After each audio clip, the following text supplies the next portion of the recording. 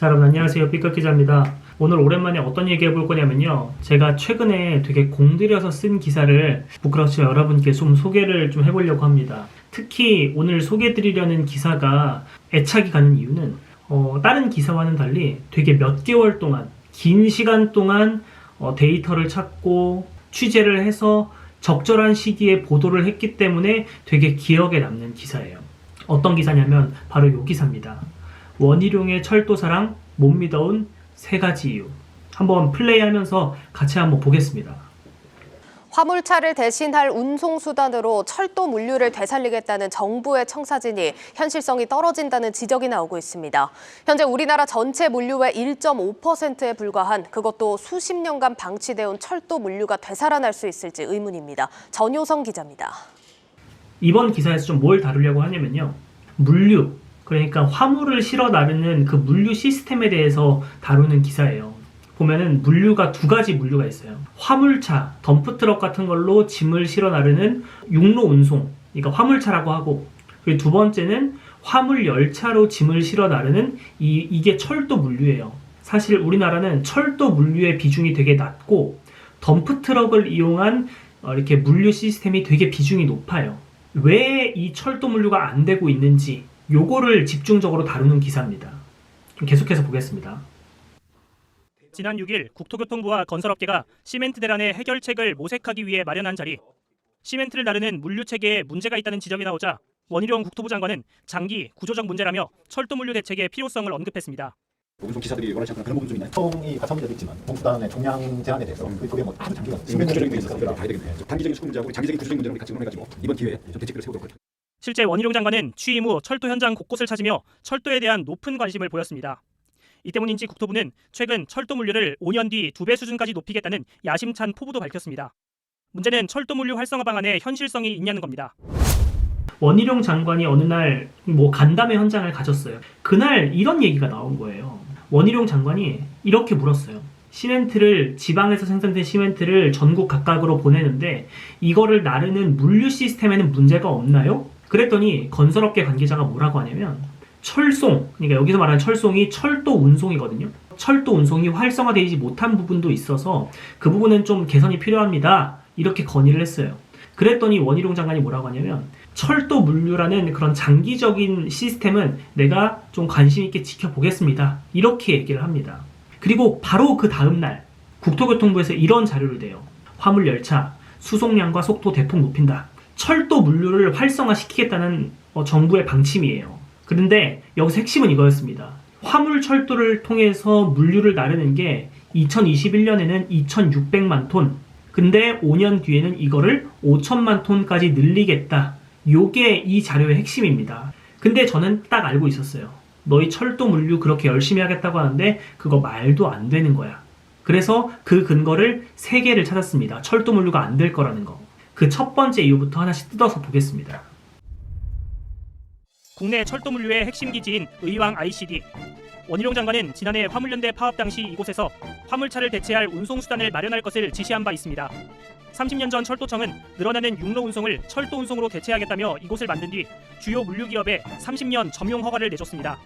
현재 CJ 대한통운, 한진 등 물류기업들은 3.3제곱미터당 연간 7에서 8만 원 수준의 이용료를 내고 사용 중입니다. 이들 기업이 다시 외부 업체에 주차장 1개면을 빌려주며 한 달에 13만 원을 받는 걸 감안하면 일종의 특혜나 다름없다는 지적입니다.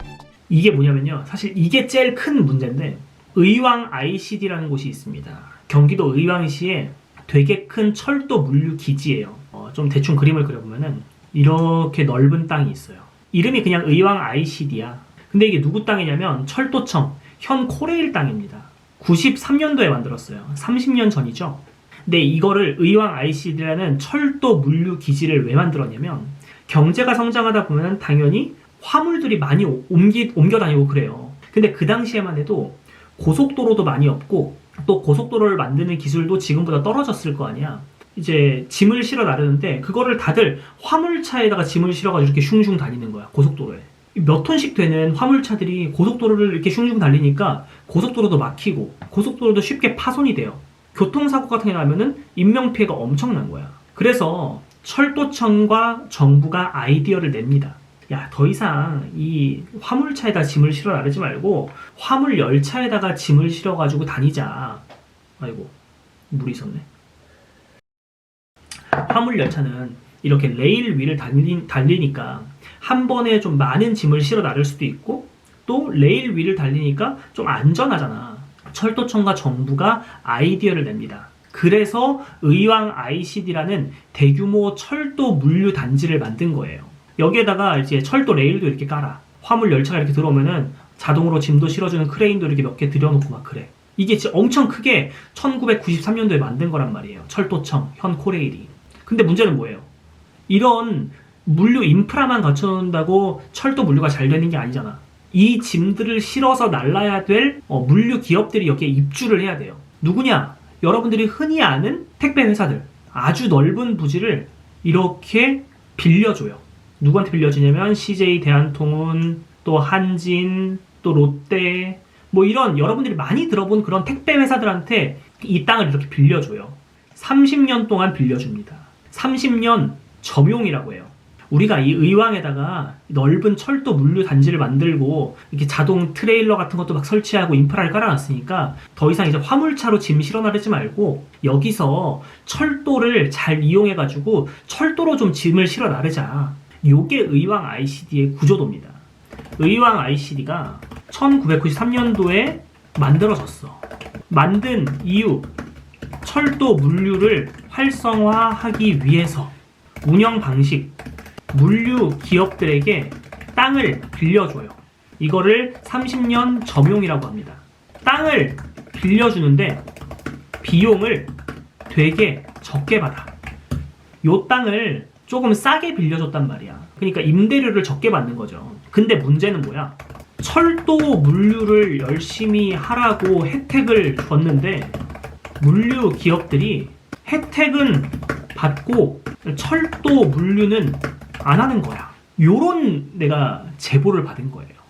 코레일이 의왕에다가 물류 단지를 만들었는데 얘네들한테 땅을 싸게 빌려줬어. 그것도 30년 동안이나. 하라는 철도 물류는 열심히 안 하고 여기에다가 화물차 파킹 이렇게 시켜놓고 계속 이 화물차로만 계속 운송을 하는 거야. 이 철도는 이용 안 하고. 요런 제보가 나한테 온 거예요. 취재를 하던 중에. 그래서 저는 하나씩 확인을 하기 시작했습니다. 계속해서 보겠습니다. 그렇다면 의왕 ICD는 철도 물류 활성화라는 소기의 성과를 거뒀을까? 한국경제TV가 입수한 자료에 따르면 1993년 32만 컨테이너였던 의왕 ICD의 철도 물류량은 2021년 30만 5천 컨테이너로 줄었습니다. 30년간 물류량이 크게 늘어난 것을 감안하면 철도 물류는 4분의 1 수준으로 퇴보한 셈입니다. 이걸 내가 증명을 해야 되잖아요. 근거가 있어야 된다고. 그래서 내가 하나씩 찾기 시작했습니다. 먼저 이 의왕 ICD를 왜 만들었는지 1993년 자료부터 찾아보기 시작했어요.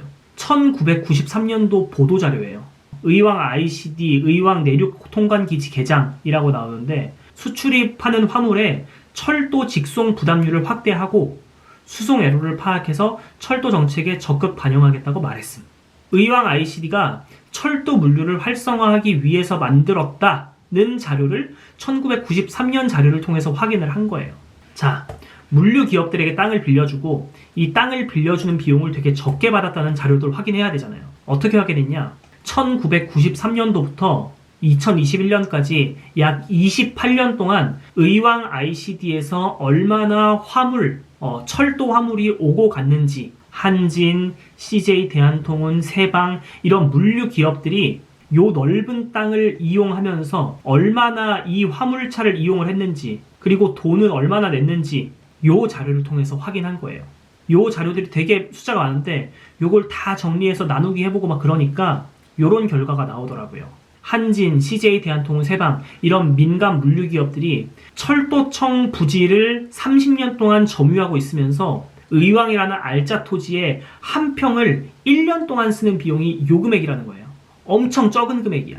자, 그리고 두 번째로 확인해야 될 거. 이 소기의 목적이라는 게 있었잖아요. 철도 물류 활성화하기 위해서 물류 기업들에게 되게 돈을 적게 받았다고 했잖아. 그러면은 이 철도 물류 활성화라는 요 취지를 달성했는가를 확인을 해야 되죠. 이 의왕 ICD에서 철도를 통해서 물류를 얼마나 실어 날랐는지 요 자료가 여기 있습니다.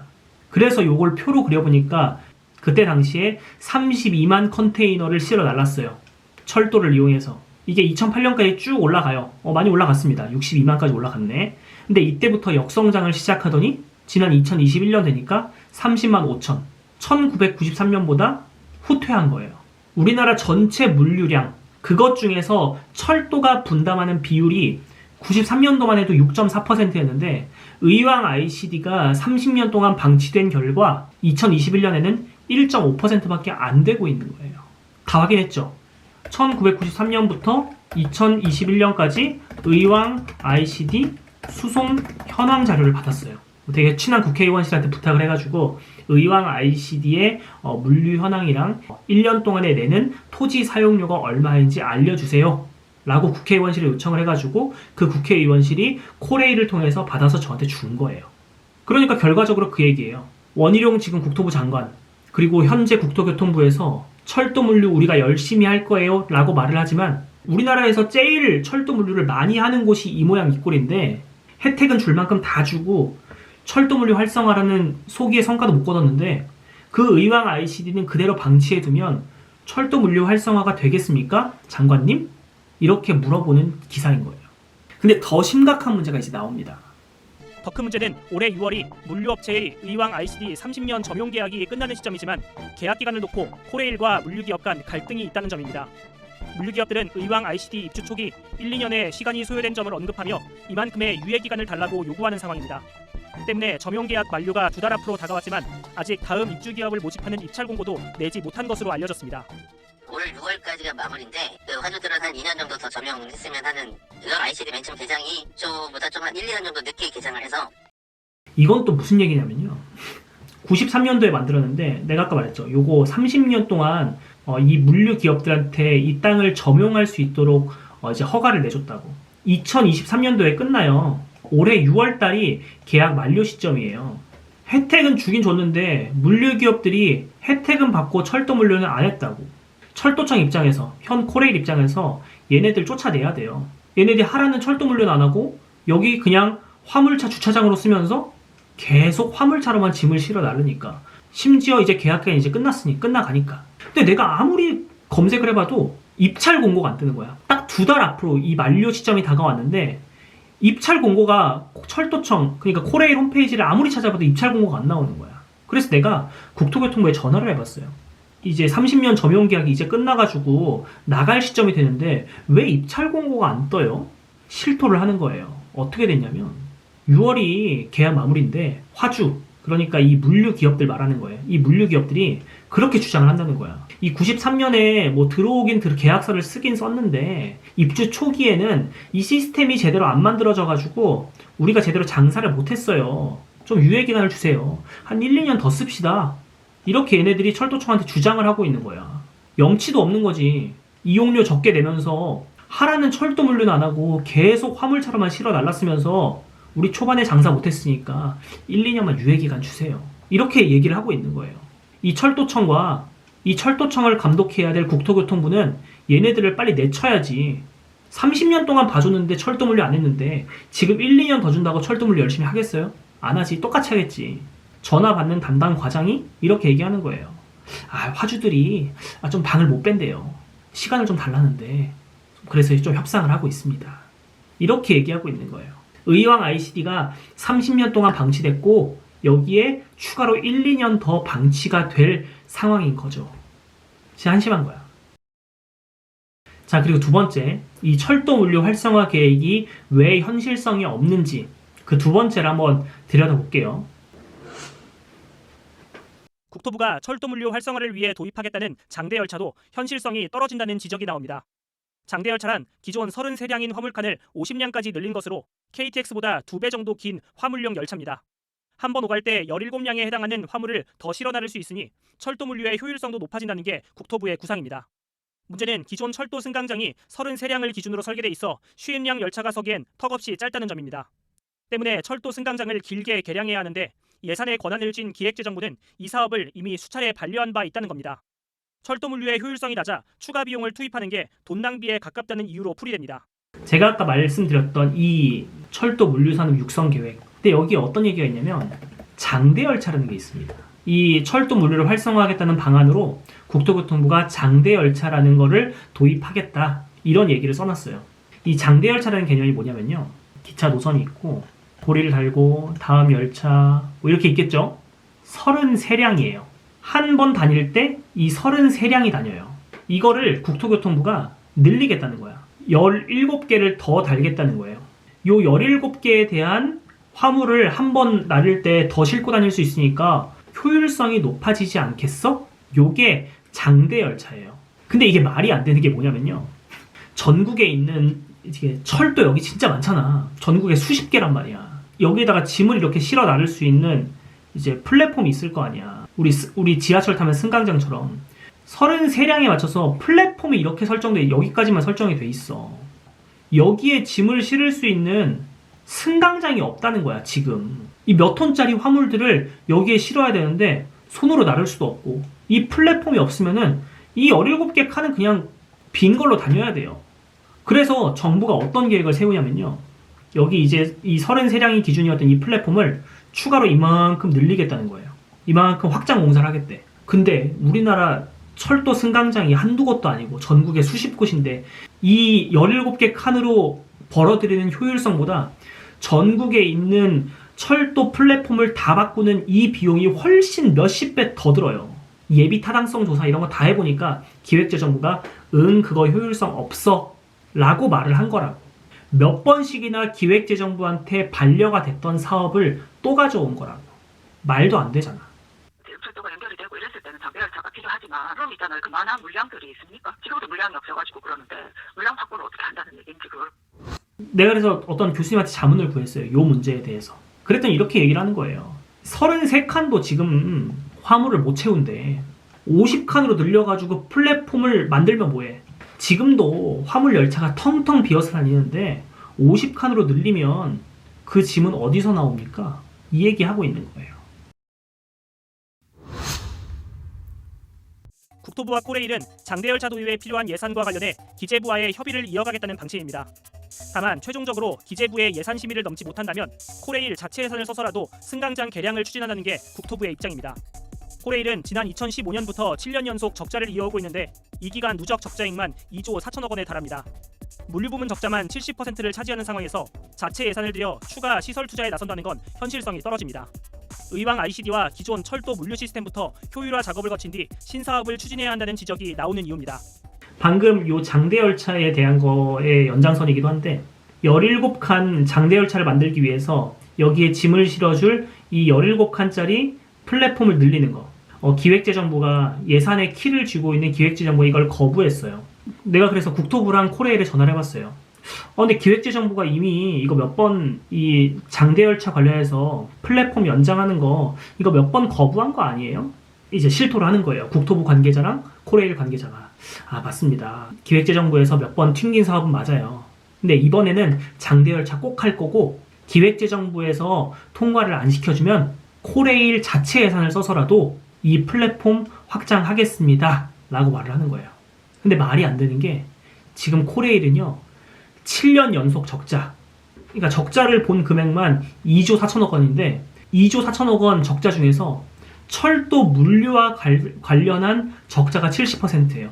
17칸짜리 장대열차 도입하겠다고 코레일 자체 예산을 써가지고 이 승강장 개선을 한다? 이 적자가 3조 4조 되는 건 순식간이야. 코레일 수조 원씩 적자가 나가지고 공공기관 평가에서 제일 하위 등급 맞는 코레일 돈 들여가지고 전국에 있는 철도 역사를 다 바꾼다? 말도 안 되지. 기존에 있는 33량부터 꽉꽉 채워서 다니고 의왕 ICD 민간 기업들한테 혜택 줬는데 물류 기업들 혜택은 받고 철도 물류 안 하잖아. 철도 물류 열심히 하도록 조인트 까고 민간 기업 설득해가지고 야 너희 화물차로 실어 나르지 말고 이제 철도 물류로 다니자. 기존에 하던 거부터 효율화를 시킬 작업을 해야지. 코레일 자체 예산 들여서라도 이 장대열차 사업 이번 해낼 겁니다. 말이 안 된다는 거예요. 그래서 이번 기사를 쓰기 위해서 진짜 많은 데이터를 찾아봤어요. KTX는 몇 번 타봤지 내가 철도 물류에 대해서 뭘 알겠어요. 되게 장기간에 걸쳐서 공부를 했어요. 그래서 93년 보도자료부터 30년치 수송 현황 자료까지 다 찾아봤어요. 그러다 보니까 시간이 몇 개월이 걸렸습니다. 이걸 취재하는데. 근데 여기서만 기사를 끝내면 좀 아쉽죠. 왜냐?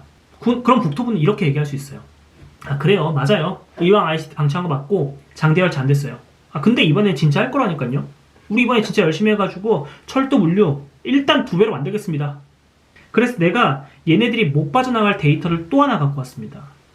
철도 물류산업 육성 계획이 이게 2차 계획이니까 1차 계획도 있겠지.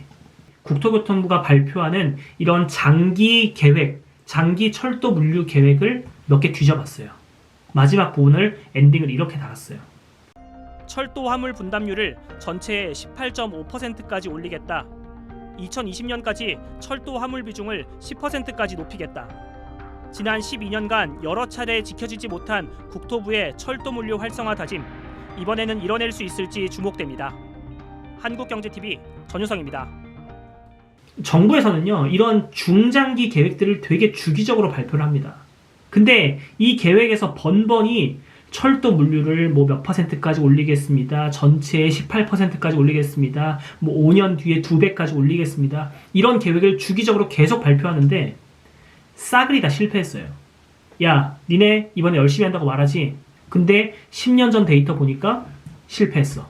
8%에서 18.5%까지 2.5배 늘리겠다고 했는데 실패했어. 철도 화물 수송 분담률을 10%까지 올리겠다. 심지어 계획을 낮춰 잡았는데 그것도 실패했어. 너희 10년 전에 했던 거, 5년 전에 했던 약속 못 지켰잖아. 이번엔 지킬 수 있어? 근데 너희 지키지 못할 것 같은 이유가 3가지가 있는 거야. 빠져나갈 수 있는 방법이 없는 거예요. 똑같은 자료를 받아봤습니다. 국토교통부를 담당하고 있는 기자들은 똑같은 요 보도자료를 모두가 똑같이 받아봤어요. 이 자료를 바탕으로 이렇게 써요. 뭐 내용도 제목도 다 비슷하잖아. 근데 저는 내가 몇 달 동안, 몇 달 전부터 이 철도 물류에 대해서 공부를 하다 보니까 야, 그거 말도 안 되는 계획이야. 이 화물열차 이거 활성화 계획 너희 이거 절대 안 되는 거야 라고 기사를 쓸 수가 있었습니다. 전 되게 나름대로 뿌듯했어요. 많이 읽히지는 못했지만 그래도 정부의 대책에 경종을 울린 것 같아서 너희 내가 지켜보고 있어. 너희 얼토당토하는 계획 만들어내면은 내가 이렇게 명치에다가 한 대 꽂을 거야 라고 경종을 울린 것 같아서 나름대로 되게 의미 있는 기사라고 한 달이 지난 지금까지도 생각을 하고 있어요. 매일매일 이렇게 열심히 취하는 건 아니고 그래도 이렇게 기사 쓰고 현업에서 일하다 보니까 좀 바빠가지고 잘 못 올렸는데 아무튼 이런 일을 하면서 살고 있다고 생각해 주시면 될 것 같아요. 아무튼 여러분 또 조만간 좋은 기사 써가지고 그 기사 리뷰하는 걸로 또 찾아뵙겠습니다. 안녕.